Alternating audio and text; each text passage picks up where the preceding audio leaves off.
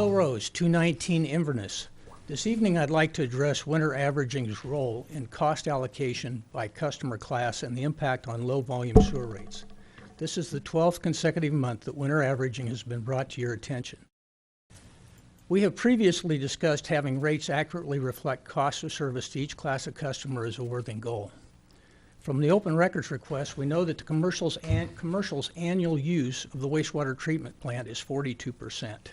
Here's a fair and equitable distribution of sewer costs based on use.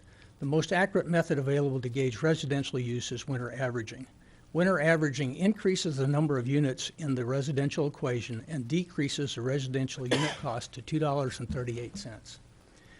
On April 25th, Director Thomas wrote, both residential and commercial sewage is considered domestic waste, and charging one class of customer, commercial, a higher volumetric rate to treat their waste versus a lower volumetric rate for another class, residential, to treat theirs is unacceptable to the PUC.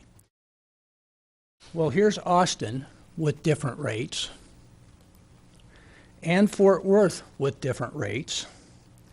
Then Director Thomas wrote to Danny Mayer and said, Bill's rationale is flawed, for he, and I suspect yourself, continue to compare our situation to large municipalities with significantly more commercial accounts than we have. So here is Burke-Burnett, Richland Hills, Decatur, and Lake Worth with a population of about 4,600.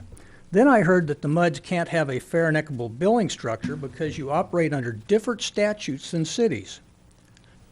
So here is section 49.2122 of the Water Code applicable to all districts, stating a district may establish different charges based on any factor.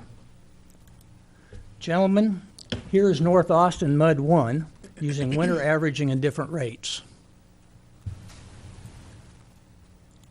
Here's Sonterra MUD down by Houston, also using winter averaging and different rates. And North Solch MUD with different rates. Now moving on. Director Hayes asked me last month to address the impact of winter average on the low volume customer. This chart shows the annual volumetric cost for a resident processing 1,000 gallons of sewage per month. The left column is volume per month under an irrigation scenario. Looking at number 3 on the left column as an example, this is calculated as 1,000 gallons for 3 months and 3,000 gallons for 9 months for the annual use. That would be 1,000 gallons actual sewage plus the sewer charges of 2,000 gallons on lawn watering. You can very easily see that it's your low volume customer that's paying the greatest rate or greatest cost for processing sewage. This chart uses a similar scenario, only is for a person using or a resident using 2,000 gallons of sewage. 2 points in summary. There are no legal impediments to a fair and equitable sewer rate structure, and the lowest volume sewer user pays the highest volumetric cost for sewer service if they use outdoor water. Gentlemen, you say the low volume sewer user is a high priority for the MUD. Your words are hollow, and your actions, as well as your rate structure, indicate the exact opposite. It's time for the MUD to adopt winter averaging and correctly allocate costs between customer classes. Thank you for your attention, and I'll see you next month.